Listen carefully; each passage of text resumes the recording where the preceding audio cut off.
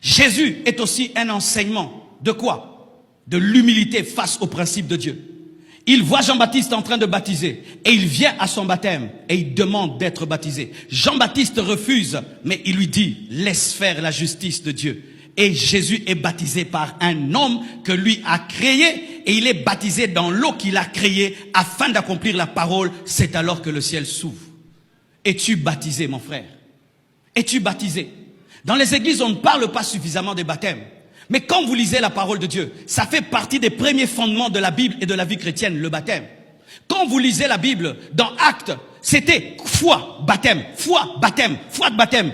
Une fois que quelqu'un se convertit, la première chose, c'était pas la cure d'âme, c'était pas la délivrance, c'était pas la bénédiction, c'était le baptême. Mais il y a des gens ici ce matin qui ne sont pas baptisés. Il est chrétien mais non baptisé. Comment peux-tu être chrétien? Tu n'es pas baptisé. Et ils disent quoi? Non, moi j'étais baptisé dans mon enfance, je n'ai pas besoin d'être baptisé. Frère, si tu étais baptisé quand tu étais un bébé, ce n'est pas un baptême. On t'a lavé sans savon. Alléluia. Et la Bible dit, le baptême est un engagement d'une bonne conscience envers Dieu. C'est-à-dire que pour être baptisé, tu dois avoir une bonne conscience. Est-ce qu'un enfant a un engagement à faire et une bonne conscience? Donc si tu baptises un bébé, tu as baptisé un ignorant. La preuve, tu ne sais même pas quand est-ce que tu étais baptisé. C'est le jour qu'on t'a montré les photos de ton baptême que tu t'es souvenu que tu étais baptisé. Comment tu peux t'engager à Dieu et tu oublies que tu t'es engagé à Dieu? Et si on t'a baptisé par aspersion, on a mis de l'eau sur toi? Non, ce n'est pas un baptême biblique. Le vrai baptême, c'est par immersion. Pourquoi? Parce que l'eau symbolise la terre et il faut qu'on te plonge totalement dans l'eau, que tu disparaisses dans l'eau. Et c'est ce qui symbolise la mort et la résurrection avec Jésus. Si tu étais baptisé avec quelques gouttes sur ton front, ce n'est pas le baptême, tu dois te faire rebaptiser. Si tu es passé sous les pieds d'un prophète, ce n'est pas le baptême. Si tu as sauté le feu, ce n'est pas le baptême. Et si même tu as été immergé, sans être converti, ce n'est pas le baptême. Quiconque a été baptisé tout en étant païen, quiconque a été baptisé rien que pour le mariage, parce qu'aujourd'hui dans les églises, nous demandons à ce que les gens soient baptisés pour épouser, et certains acceptent le baptême seulement pour se marier. Si tu avais un faux baptême comme celui-là, tu dois te faire rebaptiser. J'entends des gens qui disent non, une fois que tu es baptisé une fois, tu ne peux pas être baptisé deux fois. Archi faux. Les disciples de Jean-Baptiste ont été baptisés deux fois. Ils ont eu le baptême de Jean, le baptême de repentance, et puis ils ont eu le baptême au nom de Jésus-Christ. Donc tu peux être baptisé deux fois si ton premier baptême n'est pas vrai. Mais le baptême n'est pas important, ce sont des choses extérieures. Moi j'ai déjà cru en Jésus, je n'ai pas besoin d'être baptisé. D'ailleurs la Bible dit que le brigand à la droite de Jésus-Christ ne s'était pas fait baptiser. Oui, il ne s'est pas fait baptiser parce qu'il était à la croix, tu n'es pas à la croix. S'il pouvait descendre, je vous dis, il allait être baptisé, il allait remonter. Amen, hein? Mais toi, tu n'es pas une croix. Mais aujourd'hui, dommage, les gens après le baptême, plutôt la conversion, ne pensent pas au baptême, mais pensent au mariage, à la bénédiction, à l'onction, au parler en langue, alors que les disciples dans la nouvelle église pensaient d'abord au baptême, ensuite ils étaient baptisés de l'esprit.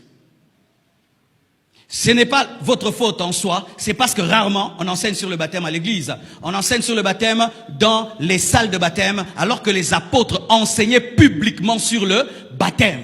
Et aujourd'hui, j'enseigne publiquement sur le baptême. Si tu es chrétien, tu n'es pas baptisé, tu as un péché. La rébellion, le manque d'obéissance. Oui, mes frères. Comment Jésus, le Fils de Dieu, qui n'a pas de péché, et on peut même dire, il n'a même pas besoin du baptême, mais se fait baptiser. Mais toi qui as le péché. C'est pourquoi aujourd'hui tu dois te repentir, mon frère. Et autant que tu peux, pendant ce mois d'août, tu dois te mettre en ordre avec Dieu. Car ne pas être baptisé bloque ta destinée. Partout nous lisons dans l'acte, chaque fois qu'il y a un baptême, il y a le baptême de l'esprit et il y a quoi? Des prophéties et des langues. Tu es en train de stopper l'explosion de l'esprit dans ta vie en refusant le baptême. Une église dans laquelle les gens négligent d'être baptisés est une église immature. Une église dans laquelle les gens cherchent la bénédiction mais oublient d'être baptisés est une église immature. Car c'est l'un des premiers pas dans la vie chrétienne. La Bible dit celui qui croira et qui sera baptisé sera sauvé. Celui qui croira et qui sera baptisé sera sauvé. Quel que soit ton âge, mon frère, si tu te rends compte, malgré l'âge que tu avais un faux baptême, fais-toi baptiser. Oh, avec tous les enfants que j'ai, me faire baptiser à mon âge, fais-toi baptiser, car même les vieillards vont en enfer. C'est pourquoi ce matin, je fais un appel aux personnes qui ont toujours refusé d'être baptisées et qui veulent le faire aujourd'hui, de s'approcher. Je vous dis, mes frères, si on avait même le niveau où on pouvait ouvrir ici et puis ça devient une piscine, directement je vous baptise. Après que Philippe ait expliqué à l'eunuque éthiopien la parole, il a fait quoi? Il a baptisé. C'est ça la parole. Je demande à tous ceux qui ont décidé de se soumettre à la parole et de se faire baptiser, approchez-vous, mes frères et sœurs.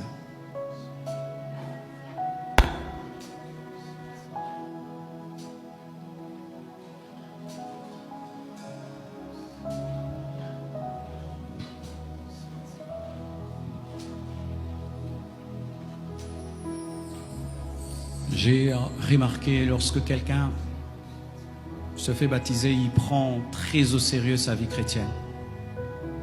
Est-ce que quelqu'un peut devenir ministre sans prêter serment? Est-ce que quelqu'un peut devenir président sans prêter serment? Le baptême, c'est ça, c'est une prestation de serment. Vous voyez comment on attend la prestation de serment d'un président? C'est ça le baptême. C'est-à-dire, lorsque quelqu'un entrait dans l'église et il prêtait serment, nous les chrétiens ne prêtent pas serment, on accepte d'être baptisé. C'est ça la prestation de serment. Tu es un ambassadeur de Dieu, mais tu n'as pas encore prêté serment. Comment est-ce que tu vas entrer en fonction? Tu es un ministre de Dieu, mais tu n'as jamais prêté serment. Comment tu vas entrer dans l'effectivité de ton ministère? Je demande au département de baptême, battez-vous que toutes ces personnes soient baptisées pendant ce mois d'août. Parce que nous avons réduit aussi les temps des enseignements. On n'enseigne plus pendant 2 mois, 3 mois. En 2-3 séances, on finit pour être davantage biblique. Parce que c'est pas aussi normal dans les églises que quelqu'un puisse faire 6 mois avant d'être baptisé. Il faut qu'on lui enseigne l'Apocalypse, la Sainte Seine. Non, non. Dans l'église primitive d'ailleurs, on n'enseignait même pas sur le baptême après que quelqu'un crut. Tu crois, on te baptise. Amen. Hein? Et nous voulons davantage arriver à ce niveau-là. Et Dieu va nous aider. Nous aurons vraiment une belle et grande piscine prête en permanence. Amen. Hein? Avec des vêtements de réchange où quelqu'un croit comme ça. Il tourne là-bas. Tu es baptisé, tu rentres. Amen. Hein? On n'a pas besoin de faire des fêtes de baptême. La fête, c'est au ciel. Et on n'a pas des noms de baptême. Tu gardes ton nom. Amen. Hein? Prions le Seigneur. Seigneur Dieu de gloire, merci pour ces hommes et ces femmes.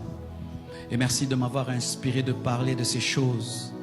Seigneur Dieu de gloire, aujourd'hui maintenant je comprends pourquoi il fallait que je dise ces choses, Seigneur.